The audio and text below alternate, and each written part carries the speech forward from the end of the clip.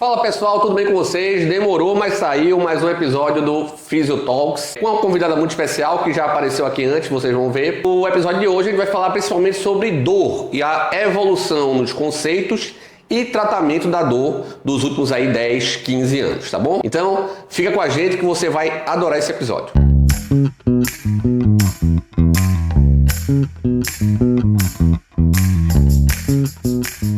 Bem, gente, então estamos aqui com Camila. Camila participou do nosso primeiro podcast do Physiotalks, ainda em modelo antigo, vamos dizer assim, quando a gente não fazia na nossa clínica. Camila, para quem não sabe, é a minha professora-chefe aqui do Pilates da clínica, é quem comanda as coisas aqui do Pilates. E ela vai se apresentar de novo para vocês, para quem não viu o episódio, tá? E a gente vai entrar direto no assunto de dor, que é duas coisas que eu e Camila a gente adora muito estudar, e vamos bater um papo sobre isso hoje. Camilona, diz aí para eles um pouquinho da tua formação. Então, sou fisioterapeuta formada há quase 20 anos. Não, nem isso.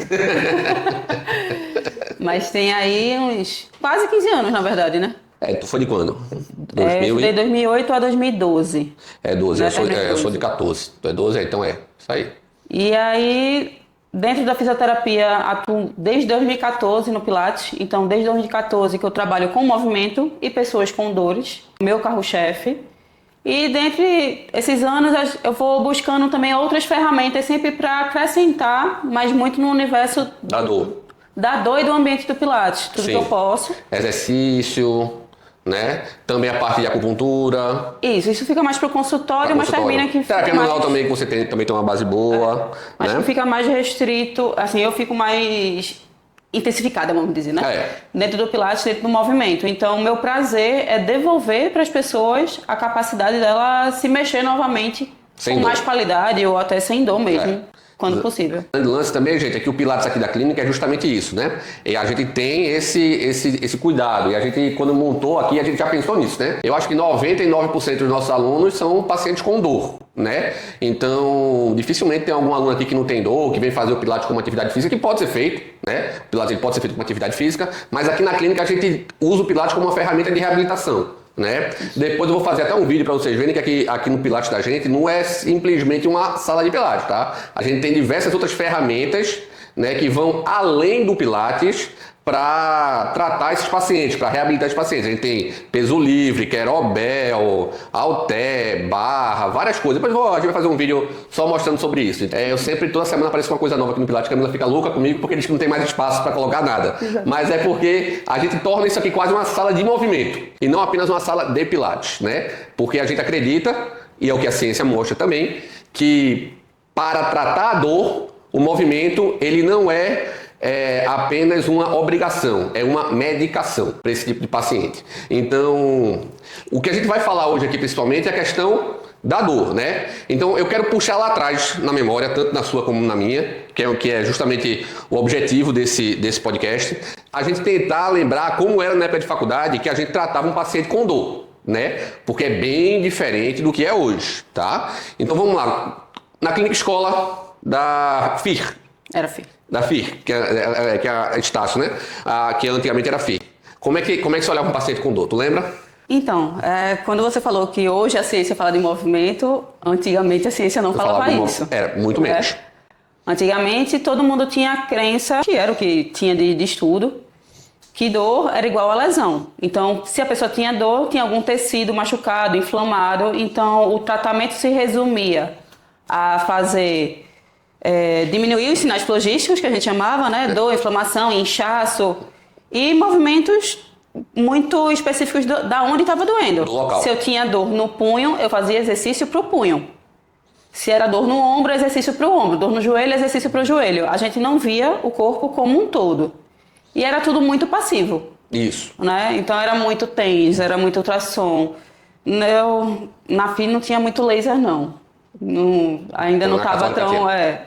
Até tinha o laser, mas não tinha tanto acesso. A gente usava muito pouco. A gente usava bem mais o TENS e TENS e ultrassom eram os dois carro-chefe. E isso fazia com que o paciente ficasse 20, 30, 40 sessões e ele também não via tanta evolução, né? Porque melhorava um momento da dor, daqui a pouco, melhorei, mas tô de novo. E fica esse ciclo sem fim. Sim. Né? Dele sempre melhorar um pouquinho. Tinha paciente lá que era tipo anos estava lá na clínica escola? Sempre. Vocês? Sempre. Porque eu me lembro que tinha uma paciente na clínica escola da Unicap, onde eu estudava, que estava lá acho que há 8 anos, coisa assim, sabe? Tratando um quadro de hérnia de disco, com artrose de coluna, a paciente acho que devia ter uns 70 anos de idade, né? O que hoje a gente sabe que é algo totalmente comum para a idade, esperado para a idade dela. Acho que na época, devido a esse pensamento mecanicista, vamos dizer assim, né, biomecânico demais, a gente achava, né, ou tratava o paciente como, de fato, fosse um tecido, né? E eu me lembro que tinha um paciente que estavam, assim, anos na clínica de escola, assim, anos. Passava ano, entrava ano, estava lá, mudava a turma, o paciente continuava. Era né? a ficha de evolução, né? A ficha desse tamanho. Eram várias fichas de avaliação, porque cada vez que entrava uma turma nova, era uma avaliação nova e tal, e tinha lá aqueles fichários gigantes. E infelizmente o protocolo não era muito diferente, não. Verdade. Assim, o que era feito com a pessoa não mudava muito. Não mudava muita coisa, não. Não. Porque o que era feito com a pessoa era baseado no que era ensinado também, né? Então, como o ensino ele continuou, teoricamente, sim. Então o tratamento também continuou, né? Porque a gente tinha a definição do que era dor, e muito misturado com essa questão dos sinais flogísticos, e sempre como uma redução de função. Isso. E aí a gente tentava controlar isso daqui. E se via essa redução de função como um sinal de uma alteração tecidual, né? Sim. O que a gente sabe que hoje, a gente vai falar um pouquinho mais sobre isso, que dor e lesão nem sempre elas estão combinadas, tá? E aí o máximo que a gente tinha lá de classificação, assim, vamos dizer que a gente diferenciava da dor do paciente, era a crônica e aguda. Né? Um paciente mais crônico, a gente sabia que ele tinha dor há bastante tempo, alguns anos, e o paciente agudo, aquela dor mais imediata ali, né? mais recente, né? Sim. E aí depois de um tempo que começou-se a estudar e definir, né, o que é um paciente crônico e o que é um paciente agudo. Hoje a gente sabe, hoje não, já de alguns anos para cá a gente sabe que o paciente crônico é todo paciente que tem dor mantida por mais de 3 meses, né? E o paciente agudo, dor abaixo de 3 meses. Até entrar um pouquinho também, que paciente crônico, né? Eles não são, não é simplesmente, quando a gente fala da dor, né?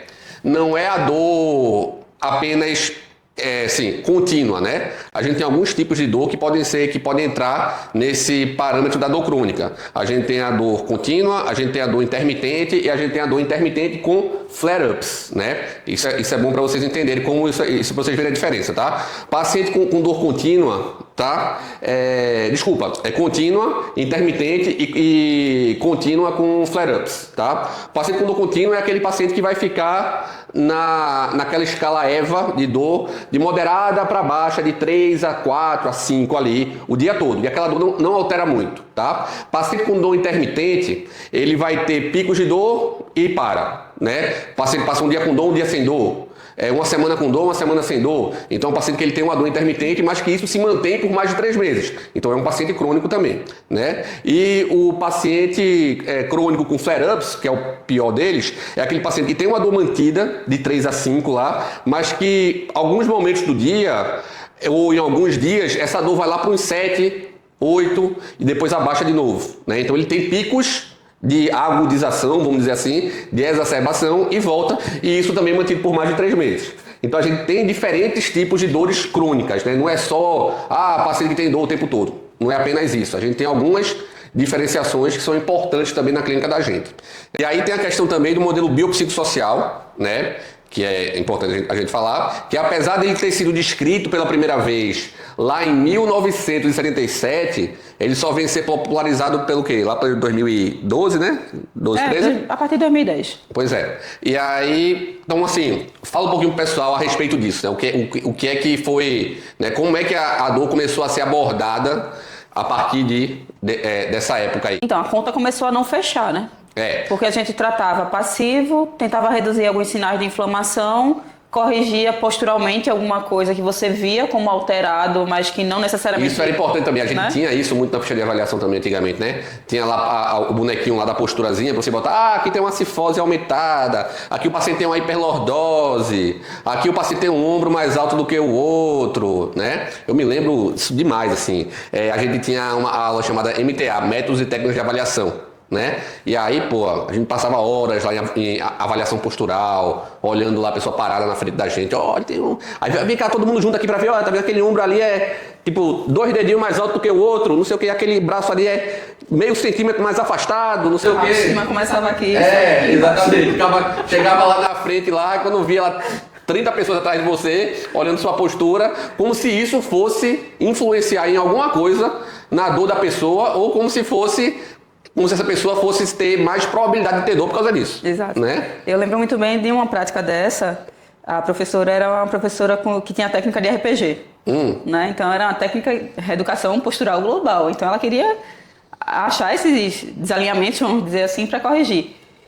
E aí, numa análise anterior e posterior, eu empatei. Eu tinha 3 desalinhamentos anteriores e 3 posteriores. Elas tinham em desequilíbrio equilibrado. Então, tipo, eu tô ali troncha, mas equilibrada. Porque, pra quem não sabe, no RPG é a avaliação das cadeias posturais, né? E são para o RPG são 2 cadeias, a cadeia anterior e a cadeia posterior. E aí você tem alguns testes que você faz no RPG, né? Onde você vai colocando um positivo ou um negativo, ou não coloca nada, quando está normal, né? E aí você vai vendo, de acordo com a quantidade de positivos, se você tem mais positivos na cadeia postural posterior, na cadeia muscular posterior, então a técnica que vai ser usada vai ser para a cadeia muscular posterior. Se tiver mais positivos na parte anterior, na cadeia anterior, então a técnica do RPG que vai ser usada vai ser para a cadeia anterior, né? Então é basicamente por aí, né? Eu sei porque foi minha primeira formação que eu fiz de RPG Suchá, logo depois que eu acabei a faculdade. E de fato era bem assim mesmo, como Camila falava. Então, assim, a conta não fechava mais, e você tentar tratar ali muito pontual. E porque a dor persistia, depois de tantas sessões, e depois de uma certa correção, você via uma melhora postural, mas a dor não melhorava em si. E aí tem aqueles pacientes de 80, 100 sessões de fisioterapia. Sim. Né? Fisioterapia não presta pra nada. E aí, já tinha feito isso tudo e depois continuava com dor. E aí saía com essa impressão, né?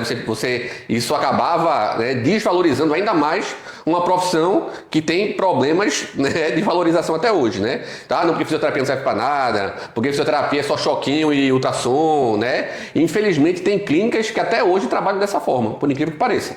Eu tenho um paciente aqui que eu atendi recentemente, que faz fisioterapia numa clínica de plano, e eu perguntei, como é que tá lá, como é que eles fazem lá com você? Ela falou, eles só botam aquele choquinho em mim, passam aquele ultrassom, aquele gelzinho e me mandam para casa. E a gente tá em 2026, gente, né? Então, infelizmente, ainda tem clínicas que trabalham dessa forma, né? Por incrível que pareça, mas se Deus quiser, isso vai ser cada vez menos comum, já é cada vez menos comum, né? A fisioterapia, ela evoluiu muito nesses últimos 10 anos. E aí... Essa conta não fechava mais. Sim. A gente passou a ter que ver outros fatores. E quais fatores poderiam ser, né? Então começou a observar muito mais os hábitos da pessoa. Isso, outros fatores que influenciavam nisso. Contribuir para isso, porque tinha gente que tinha uma lesão muito importante e não tinha dor, e tinha gente que não tinha lesão e tinha muita dor. Então, assim, isso. O que estava acontecendo no contexto dessa pessoa... Ou tinha gente que tinha pequenas lesões, ou uma pequena lesão, e tinha uma dor gigantesca que não justificava, teoricamente, a dor que ela tinha, né? Exato. E aí você pegava e dizia assim, essa dor é da sua cabeça. Tinha isso, né? Você descredibilizava a dor do paciente, né? Isso tanto fisioterapeuta quanto médico, tá? Os dois, né? Acabava descredibilizando a dor do paciente. Ah, não, isso aqui não é nada não. Isso é coisa da tua cabeça. Ó, tá normal o teu exame, entendeu? Quando a gente sabe, repito, que dor e lesão, muitas vezes, não tem relação, né? E aí, com esse olhar de não é mais um ombro, é uma pessoa, a gente começa a ver outras coisas e começa a entender mais esse contexto da dor e das limitações que essa dor traz. Sim. Emocionais, sociais, de trabalho. Então, a gente começou a tocar nisso daí com muito mais propriedade. Se bem que eu acho que nesse começo meio que virou um checklist. Dorme bem? Não sei o quê. A gente só perguntava, mas não sabia muito como intervir. Não, beleza, é verdade, mas pelo menos abriu-se a visão para isso, né? Sim. Abriu-se a visão para isso, o que foi fundamental, né? E aí eu faço até um comparativo. Para mim, o primeiro biopsicossocial, nem dentro da fisioterapia em si, mas onde eu observei que isso é feito há séculos e séculos, foi na acupuntura, foi nas terapias holísticas. Na terapia holística, você nunca é aquele problema individualizado. Tipo, eu posso ir por uma dor de cabeça. Mas eu não vou usar só pontos de acupuntura que aliviem a dor de cabeça. Eu vou avaliar todo o contexto da pessoa para saber o que é que pode estar causando, o que é que outras coisas. É um pode sistema. Pode estar influenciando naquela dor. O que é que tem desequilíbrio nesse sistema, né? Já porque, falando da acupuntura, da medicina chinesa em si, a gente é um sistema de 5 elementos. 5 sistemas que são interligados e interdependentes. Sim. Então, eu nunca tenho alteração de um só. Se eu tenho alteração de um, vai repercutir em outro, que vai repercutir em outro. Então, se o meu sintoma é só do terceiro sistema, eu não posso tratar só ele, aí eu vou tratar só o sinal, né? Só sintoma. Eu tenho que descobrir o que é que nos outros sistemas estão desequilibrados, né? Assim, ou estão desencadeando esse sintoma que a pessoa está sentindo. É basicamente também o que acontece na osteopatia, na terapia manual também, né? Você faz a pergunta para o tecido, né? Ou faz a pergunta para a disfunção, para aquela. A gente tem ali uma dor nesse lugar. Tá, mas o que é que está causando essa dor aqui? Beleza, o que é que levou isso aqui a causar essa dor? Então a gente vai rastreando o desequilíbrio. Na osteopatia também, assim como a Camila falou da acupuntura, já tinha muito essa visão do biopsicossocial até antes de 1977, né? Em 1930 e pouco, o Dr. Andrew Taylor Still, que é o criador da osteopatia, ele, lá nos Estados Unidos, ele tinha um hospital psiquiátrico, onde os pacientes com dor dele, ele colocava nesse hospital. E porque ele dizia que era psiquiátrico porque existia nesse hospital, os pacientes ficavam lá internados, eles tinham tratamento psicológico, tratamento osteopático, eles conviviam em sociedade, então você estimulava a socialização dessas pessoas, né? E você também cuidava da parte alimentar deles, tá? Então você tinha dentro desse sistema de tratamento todos os parâmetros do modelo biopsicossocial, né? Você tem a parte biológica, ali postural, vamos dizer assim, mecânica da osteopatia, você tem a parte da alimentação, você tem a parte da socialização, do ambiente que você estava inserido. Então, assim, mas o modelo em si, ele foi realmente descrito e padronizado em 77 e só vinha a ser mais utilizado lá para os anos 2000 e pouquinho, 2010, né, que a Camila falou aí. Então, assim, só recapitulando para vocês essa questão, o modelo biopsicossocial, ele tem, o que hoje a gente já tem hoje ele está até mais modernizado, né? Se você for botar aí na internet, modelo biopsicossocial, lá no Google, botar imagens, você vai ver que são 3 grandes esferas que se interseccionam, né? E a interseção dessas 3 esferas é onde está lá a dor. Então você tem a questão biológica, que é o quê? Postura, lesão, a parte mecânica em si, né? Então eu costumo dizer para os pacientes que a parte mecânica corresponde a 33% da dor dele, né? Porque se você tem 3 esferas e todas estão funcionando ali, estão influenciando igualmente na dor, então 33% é a parte mecânica. Mas aí você tem a parte psicológica, né? Ansiedade, estresse, tudo isso também vai estar influenciando na dor. Por quê? Já até falei sobre vídeos anteriores. As áreas do cérebro que interpretam essas emoções são as mesmas áreas também que interpretam estímulos de dor. A amígdala, a parte frontal do cérebro. Então a gente tem áreas encefálicas em comum entre essas emoções e pacientes com dor, né? Então quando você ativa essa área do cérebro por algum estresse ou alguma ansiedade que você está tendo, você acaba despertando a memória daquela dor que você tinha e a dor volta. Ou a dor se mantém, porque essa área vai estar super excitada lá devido aos sentimentos, ao momento de vida que você está passando. Então você tem essa parte psicológica também muito importante. E a parte ambiental, que é modelo biopsicossocial, né? Essa parte social ou ambiental, é tudo que você coloca de fora para dentro no seu corpo. Então, comida, medicações, o ambiente que você está vivendo. Então tudo isso influencia também na sua dor. Então, se você quer tratar um paciente com dor crônica, porque isso é importante também, o modelo biopsicossocial ele se aplica principalmente nas dores crônicas, né? A dor aguda, ela geralmente é mais mecânica, mas a dor crônica, ela tem esses outros fatores associados. Então, a dor, ela é um processo multifatorial. E por ser multifatorial, ela também é multidisciplinar. Sim. Ou seja, a gente tem outros profissionais, a gente tem que ter outros profissionais para lhe ajudar a tratar esse paciente. Não vá achando que você sozinho vai ser capaz de tratar um paciente crônico que tem dor todo dia e tal. Esse paciente vai precisar de muito mais cuidado do que o que a gente pode oferecer, né? Então, o fisioterapeuta ele tem condição de ser até o gestor desse processo, tá? Mas você tem que ter com você aí um educador físico, que é importante, uma psicóloga, um nutricionista, um médico também, porque a medicação, às vezes, ela é importante, principalmente para tirar o paciente dos momentos de maior crise, tá? Então, assim, tem muito fisioterapeuta que é anti-medicação, Gente, a medicação, ela tem um papel fundamental, tá? Mas ela tem que ser bem prescrita e no momento certo, porque tem paciente que fica viciado, concordo aí, com opioide, anti-inflamatório, analgésico e tal. Beleza, isso aí é terrível, mas a medicação, quando bem utilizada e no momento certo, ela ajuda muito o tratamento, tá? Então, assim, lembre disso, a dor crônica, ela é multifatorial, multidisciplinar e, sendo assim, multiprofissional também, né? Aproveitando o gancho, essas pessoas que são viciadas em remédio, muitas vezes não procuram ajuda. Sim. Porque acham que, de maneira passiva, a dor vai passar, né? Não, vou tomar remédio, vai ficar tudo bem. Hoje a gente vive num mundo muito imediatista, né? Então o paciente quer uma coisa rápida, uma cura rápida para um problema que não vai ser rápido, né? Que tem que ter paciência. E com isso a gente termina sendo contactado, né? Só entra nas nossas mãos,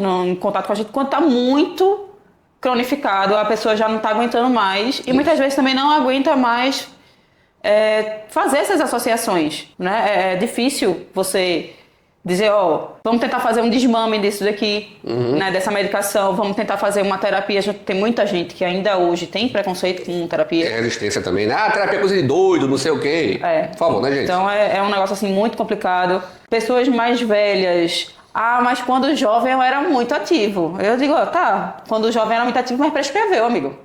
Era antigamente, passou. Você tem que continuar ativo para seu corpo continuar bem. Verdade. Então não adianta, tipo, uma pessoa com 70 anos, que quando eu era jovem, quando eu tinha meus 20, eu fazia alguma coisa, assim, dos 20 para os 70, meu amigo, 50 anos passaram aí e seu corpo tá pedindo socorro. Exatamente. Pelo amor de Deus. Vem um desafio da gente, como contato com essas pessoas com dores, né, para elas terem esse cuidado a mais e com outros fatores. Isso aí já entra um pouco na questão da educação em dor, né? Isso acaba já entrando também, que já é um conceito também ainda mais moderno, né, de tratamento da dor, que é quando você tem que realmente demandar um tempo da sua sessão para explicar para o paciente o que ele precisa, o que ele tem e desmistificar algumas coisas que foram impostas na cabeça deles, né? Então isso que a Camila está falando é super importante, você tentar mostrar para esse paciente o caminho que ele tem que seguir para tratar essa dor e explicar para ele que é importante ter paciência nesse processo, né? Mas confiar que vai dar certo, né? E vai dar certo não é porque a gente torce para que dê certo, é o que a ciência mostra, tá? A ciência mostra que, de fato, a parte de educação em dor, da segurança para o paciente, associado a exercícios e terapia manual, enfim, isso tudo conjunto vai fazer esse paciente melhorar, tá? Então, essa parte que a Camila falou é fundamental. Explicar para o paciente o que ele tem é fundamental, porque muitas vezes esses pacientes que, como a Camila falou, vêm pra gente já como até o último recurso e estão desesperados porque não sabem o que tem, cada um diz uma coisa e a dor continua, né? E até porque assim, né, Lucas? Até o conceito de dor mudou recentemente. Sim. E a gente passou mais de 40 anos com um conceito antigo que foi extremamente difundido. Então, todo mundo acha que para ter dor tem lesão. E que até hoje é assim, né? Principalmente os médicos mais antigos, e os fisioterapeutas mais antigos, eles ainda estão inseridos muito nesse contexto. Pois é, porque né? Se pra gente da área da saúde já é difícil atualizar. Isso. Imagine para paciente. Então, assim, se a gente já tem um gap para conseguir mudar a linha de raciocínio do nosso tratamento... Imagina toda a população entender que aquilo dali é um novo conceito e eles não têm a obrigação de saber, né? Não tem. Então é um trabalho de formiga, é um trabalho que a gente tem que ir toda vez conquistando e divulgando. Mostrando, isso daí. Exatamente. E também existem profissionais mais antigos que têm um conceito mais antigo e acabam criando nocebos na cabeça do paciente, né? Não, porque você não pode fazer... Você está com artrose no joelho, você não pode caminhar por causa do impacto. Você tem hernia de disco, você não pode saltar por causa do impacto. Fiz um movimento errado. Você tem que ter cuidado para se movimentar assim, porque senão você pode se machucar. Você tem que ficar de repouso porque você não está agora podendo fazer atividade física, tá? Então tudo isso, gente, vai criando problemas nocivos, crenças limitantes na cabeça do paciente e vai piorando o quadro de dor, tá? Porque a diferença do nocebo e do placebo é esse. O placebo, ele não funciona, mas ele pode ter um efeito benéfico ou nem ter efeito, tá? E o nocebo, além de não funcionar, ele prejudica a saúde da pessoa, tá? Então, essas informações que são dadas são nocebos importantes, tá? Que prejudicam muito a dor do paciente, a saúde física e mental desse paciente. E se prejudica a mente, prejudica também o corpo, tá? Então, assim, a educação em dor, ela é fundamental nesse processo. O seu primeiro contato com o paciente tem que ser, além da avaliação, é tirar dúvidas. Porque esse paciente ele vai chegar para você cheio de dúvidas, cheio de questionamentos, cheio de crenças. Então, o seu trabalho aí também vai ser trabalhar essas informações para esse paciente, porque ele vai, com isso, engajar muito mais no seu tratamento e tenha certeza que o efeito vai ser muito melhor, muito melhor. Você não vai simplesmente chegar e botar o paciente na maca e começar a trabalhar com ele. Vai fazer esse exercício aí. Não, não é assim, tá? Você tem que ganhar a confiança dele, né? E esse processo é fundamental na melhora dele também, né? E isso daí a gente já entra na questão de exposição gradual daquele movimento ou da dor, né? A gente vai sensibilizando aquela pessoa a superar aquele limite de vamos chegar até onde você consegue e ir conquistando aos pouquinhos mais. Isso. Que também é uma coisa que quase 880, né? Ou a gente tem aquele paciente que não quer fazer de jeito nenhum, ou a gente tem aquele paciente que não, eu sinto dor quando eu faço isso. Aí faz. Não, e quer fazer tudo e quer forçar mesmo porque acha que sentindo dor é que vai melhorar, né? Então, assim, a exposição gradual é importante. A gente fala, não é que o exercício, ele é super importante porque a gente consegue modular ele, gente. A gente consegue modular carga, a gente consegue modular intensidade, a gente consegue modular amplitude, tá? É por isso que paciente agudo, por exemplo, ele deve fazer exercício. Mas ele vai fazer igual um paciente que não tem dor ou igual um paciente crônico? Não, claro que não. Mas é importante ele fazer porque a gente sabe que o exercício, ele diminui inflamação, estimula a produção de hormônios naturais que ajudam a diminuir, a neutralizar mais essas inflamações, essa dor, tá? Então a gente vai expor esse paciente ao exercício de forma gradual, menor amplitude, menor carga, mas é fundamental que ele faça. E com tudo isso a gente vai perdendo o foco. Ainda tinha muito foco passivo, né? Até digo por experiência nossa, assim, eu me formei em 2012, 2015, 2016, ainda estava buscando muito tratamentos passivos. Sim. Que eram promessas de tratamento de dor, né? De tipo, vou salvar o meu paciente com isso daqui. Né? Ainda se tinha muito. Porque tem essa questão, né? Quando você faz uma formação de alguma técnica específica, você meio que vira depois advogado dessa técnica, né? Eles vendem para você, e faz parte do pacote, né? Como se aquilo ali fosse a verdade absoluta e fosse o que iria realmente resolver o seu paciente.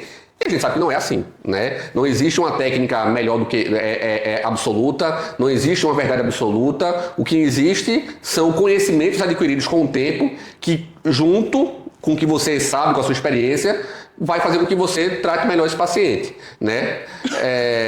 Então, assim, de fato tinha isso muito que você fala, né? Essa questão aí de ser algo muito mais passivo, né? E o que hoje a gente vê que está cada vez mais... começou a ter essa mudança de movimento. Tá. Tanto é que eu não lembro exatamente quando tu fez o curso com o Pablo. Eu fiz em 2019. Que eu fiz 3 vezes, né? A primeira vez eu acho que tu fez 17 ou 18. Pode ser, porque foi eu que falei pra você, né? Foi do FBA. Isso. O FBA foi aquela virada de chave do movimento em si, sim, como ferramenta de tratamento e sem ser receita de bolo, né? Sim. Sem ser 3 séries de 10 agachamentos. Estimular você a pensar como movimento. Como movimento. Como a pessoa se comporta naquele espaço, né? Isso. Entender o corpo da pessoa e não só passar movimentos padrões. E padrões, né? Se eu tenho que tratar joelho, é só agachamento e pronto. Isso. Entende? Então a gente vê que a questão vai saindo do passivo, vai entrando no movimento, junto com o contexto social e psicológico da pessoa, né? Então a gente vai vendo a esfera se ampliando. né? O biopsicossocial tomando conta realmente do espaço e de como a gente desenvolve esse tratamento. E também, em paralelo, a gente vai estudando também e aprofundando a questão dos mecanismos de dor. Sim. Né? Então, a gente vai criando novos conceitos para que a gente possa ter uma teoria mais forte e saber o que é que está acontecendo, assim, pelo menos entender melhor o que está acontecendo com o corpo daquela pessoa. Sim. E aí a gente entra também na diferenciação da dor. A gente tem dores... Os fenótipos da dor. Tá. Que é o que a gente ia entrar agora, de fato. Em 2017, 2018, tá? 2015 e 2016, os primeiros 2 fenótipos da dor, eles foram descritos, que foram as dores nociceptivas e as dores neuropáticas, tá? Que também estava um pouco ligado ainda à questão mecânica, né? Sim. A dor nociceptiva é toda a dor que ela vem devido a uma lesão, geralmente dores agudas, por exemplo, o paciente torceu o tornozelo, rompeu lá um ligamento talofibular anterior, pé inchou, começou a doer. A dor é por causa do entorse, é por causa da lesão tecidual que gerou aquele edema, gerou aquela inflamação, gerou aquela dor. Beleza. Isso é uma dor nociceptiva, tá? E a dor neuropática, como fala o nome neuro, ela vem de nervo, né? Então, ela é uma dor proveniente de uma lesão, de uma alteração neural, né? Então você tem a dor neuropática central, que geralmente está relacionada às dores da face, por exemplo, uma neuralgia do trigêmeo, ela é uma dor neuropática central, você tem uma inflamação ou uma como é que eu chamo? Uma pressão em cima do nervo trigêmeo, gerando aquela dor em choque, em queimação, tá? E tem as dores neuropáticas periféricas, que acontecem na coluna, como, por exemplo, uma hérnia de disco verdadeira, né? Que vai gerar todo aquele choque, dor para o membro inferior, diminuição de sensibilidade, alteração de força. Então, as dores neuropáticas, elas estão relacionadas a alterações neurológicas, neurais, né?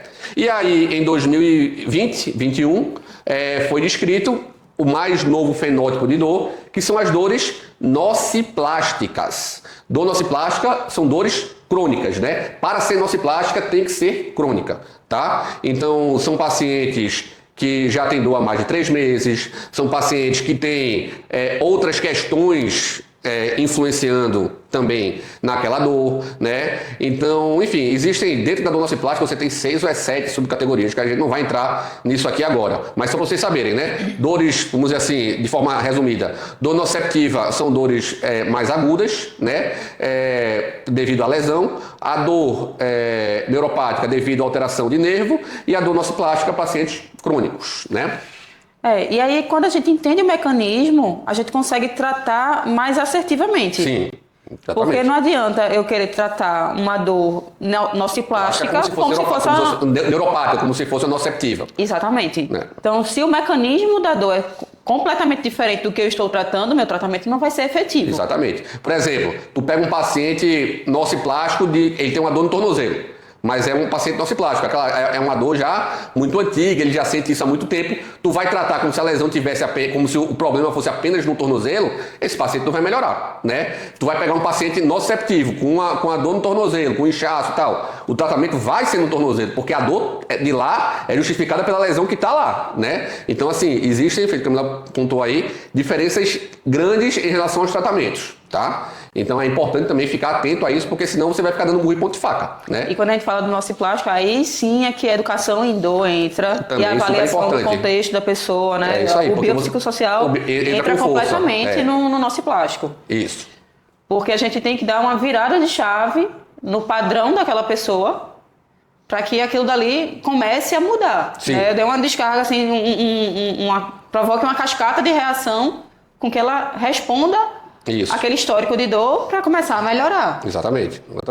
E independente, gente, importante do fenótipo de dor que esse paciente vai estar inserido, eles vão ter que ser expostos a exercício físico, todos eles, tá? O que vai diferenciar é a intensidade e a cadência, a intensidade, a amplitude em cada fase dessa, em cada tipo desse, tá? Então, pacientes crônicos, a gente tem uma exposição maior a exercício, pacientes agudos um pouco menor, pacientes neuropáticos, depende muito do grau da neuropatia. Então, assim, mas é importante que todos eles recebam algum grau de exercício, né, dentro do tratamento. Porque, feito eu falei, exercício não é apenas obrigação, é medicação também para esses pacientes.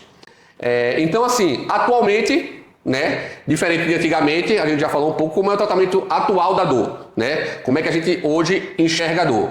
A gente não enxerga mais a dor apenas como uma questão mecânica, né? A gente sabe que existem pacientes que têm, feito que a Camila falou aqui, uma ressonância cheia de bico de papagaio, cheio de protusão discal e não tem dor nenhuma na coluna. E tem paciente que tem uma coluna perfeita lá por dentro, mas é cheio de dor. Então a gente sabe que lesão e dor não necessariamente eles vão estar juntos, né? A gente sabe também que existem tipos diferentes de dor e que cada tipo ela vai ter um tratamento também diferente. A dor ela não é uma coisa única, né? A gente tem, por exemplo, já entrando um pouquinho nos pacientes nociplásticos, eu acho que o maior exemplo deles é os fibromiálgicos, né? Pacientes com fibromialgia. Paciente com fibromialgia, para vocês que não sabem, a fibromialgia ela é uma doença reumatológica, considerada doença reumatológica. Dá o diagnóstico de fibromialgia através da exclusão de outras doenças. Então a fibromialgia ela é um diagnóstico de exclusão. O médico, o reumatologista ou o médico especialista em dor, ele vai testar o paciente para várias doenças reumatológicas, vai dar tudo negativo, aí ele vai dizer, então você tem uma fibromialgia. Isso é uma das formas de você entrar nisso. Mas se fazia muito isso alguns anos atrás, mas hoje, além dessa questão do diagnóstico de exclusão, a gente sabe que paciente fibromialgico eles têm outros fatores envolvidos. São pacientes muito ansiosos, são pacientes que não dormem bem, são pacientes que têm alguma alteração intestinal associada, porque a gente sabe que o intestino ele está muito ligado à produção de serotonina, que é o hormônio que deixa você mais alegre, mais feliz e tal. Então esses pacientes eles têm algum tipo de alteração intestinal, ou intestino mais solto, ou intestino mais preso, ou mais estufado, algum tipo de alteração intestinal esse paciente vai ter. Ele é um paciente que dorme mal, é um paciente ansioso e que sente dor no corpo todo, né? Ele tem um quadro geralmente de alodínia, que a gente chama que é aquela hipersensibilidade à dor. Você toca no paciente, ele sente dor, independente de onde você está tocando. É dor geral, né? Que esse paciente tem. Então talvez esse seja o paciente mais desafiador que a gente tenha hoje aí. Um dos casos mais desafiadores que a gente tem hoje são os pacientes com fibromialgia. Fora os catastróficos, né? Mas que está dentro também.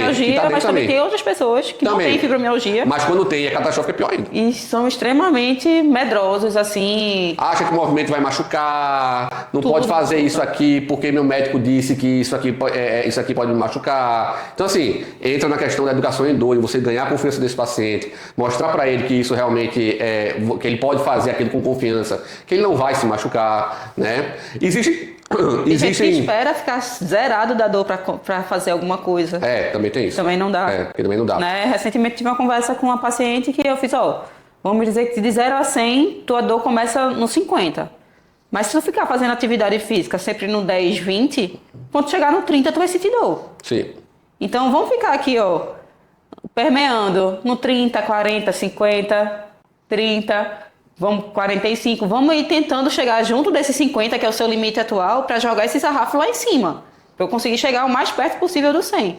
E o pessoal tem muito medo disso daí. E é outra coisa que mudou muito na nossa abordagem. Sim. Atualmente, né? A exposição gradual serve para isso. Ela serve para a gente ganhando confiança e a pessoa se sentindo mais capaz. Isso, né? E, de fato, sendo mais capaz de fazer as coisas.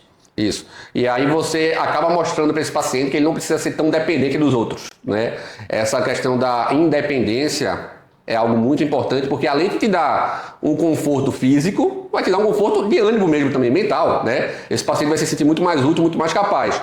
E isso também ajuda na melhora da dor.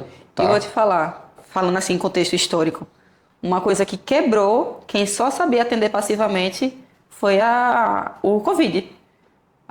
Você ficar... Se você não conseguisse se virar num teleatendimento... Sim. Se você só dependia de atender seu paciente com a mão, de forma passiva, caiu por terra aí. Verdade. O pessoal se quebrou muito. E a gente viu, a partir desse momento, que dava para tratar, principalmente com movimento e dando autonomia para o paciente. Sim. Verdade. Então a pandemia veio para corroborar, vamos dizer assim, né? Sim. Que o movimento é o primordial para o nosso tratamento. Exatamente. Mostrou que a gente é capaz de tratar para além das nossas mãos, né? Sim.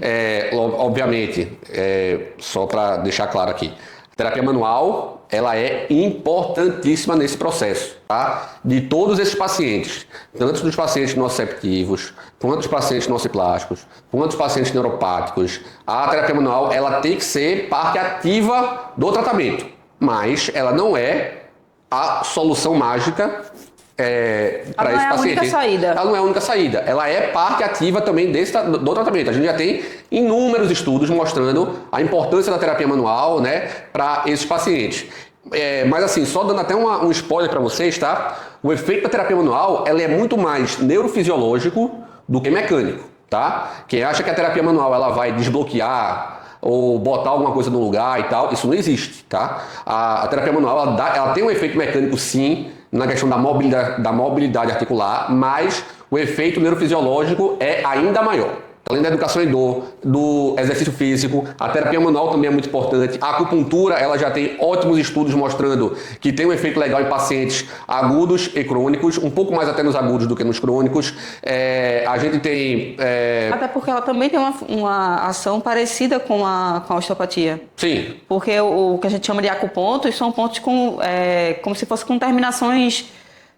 com maior resposta nervosa. Sim. Entendeu? Então, no que eu boto... A agulha não vai ter nenhum medicamento nem nada. É um estímulo mecânico, onde eu faço uma cascata de uma resposta neuronal, né? Mas aí a acupuntura também, só completando também, ela vai entrar muito bem na aguda, por exemplo, porque como a agulha fica lá um tempo, você também tem uma resposta local... tecidual, lá daquilo ali. Por isso que ela entra muito bem na aguda. E... outra coisa também que se usa, que deve ser usado também hoje, é a eletroterapia, né? A eletroterapia, ela ficou muito tempo sendo descredibilizada por profissionais muito bons, pelo aquele trauma antigo de que a fisioterapia é só choquinho, né? E eu entendo isso, e eu fui um desses caras lá atrás também, que ficava jogando pra lá o TENS e tal. Mas o TENS, gente, quando bem utilizado, no momento certo, ele também pode fazer parte fundamental desse tratamento. Principalmente os pacientes nociceptivos, tá? E além do TENS, a gente tem outras correntes que ajudam muito. Corrente russa, o FEIS, para auxiliar na parte de exercício físico e tal. É importantíssimo, né? E a gente tem aí talvez o tratamento mais recente, mais moderno e tal, que é a neuromodulação. Sim. Né? A eletroestimulação transcraniana, né? Que a pessoa vai colocar um eletrodo grandão aqui na cabeça, para dar estímulos a determinadas áreas encefálicas, né, para dessensibilizar esses pacientes. E aí é para paciente crônico mesmo, né, não é para paciente agudo, não.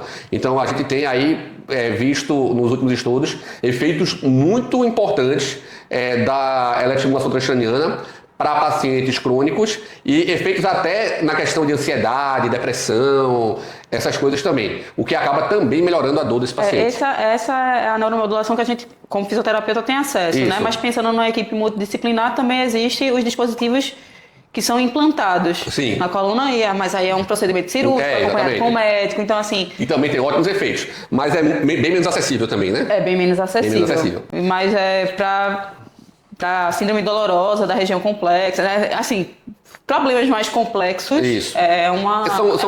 São pequenos eletrodos implantados onde eles vão dar pequenos estímulos ali, né, para tentar desensibilizar determinadas áreas, né? E isso aí para paciente crônico também tem tido efeitos muito bons, mas são tratamentos muito mais caros. Muito mais caro, apesar de ser cirúrgico, né? Uma coisa que também não tira a importância da fisioterapia. Claro, né? Isso não é. Eu tô falando, gente. Isso aqui, isso que eu tô falando aqui para vocês, essa lista de técnicas, vamos dizer assim, é um conjunto, né? Você tem essas técnicas que eu tô falando tudo para vocês, é tudo para ser aplicado de forma dentro do tratamento do paciente. Nada disso aqui sozinho vai ter efeito se, por exemplo, não adianta você botar um chip na cabeça do paciente e dar choque lá no cérebro dele ou na medula dele, né? E ele continuar, sei lá, comendo mal, dormindo mal, não praticando atividade física, não vai adiantar nada, tá? Então, assim, são tratamentos que juntos eles fazem uma diferença, mas sozinhos eles não vão ter grandes alterações assim, né? Outra coisa que é importante, eu até gravei um vídeo recente sobre isso, é a questão do sono, tá? 75 a 80% dos pacientes com dor crônica têm algum tipo de alteração de sono, tá? Então, assim, tratar o sono E aí já entra também na parte da medicina do sono e tal, é imprescindível para esses pacientes, porque quem não dorme não recupera. Se você não dorme bem, você não recupera o seu corpo. Se você não recupera o seu corpo, você não melhora da sua dor, tá? Então, assim, é fundamental para pacientes crônicos, não só para todo mundo, né? Mas principalmente para pacientes crônicos, que eles durmam bem. Tem um sono que a gente chama de aquele sono restaurador, né? Então, isso também tem que ser parte atuante do tratamento desses pacientes.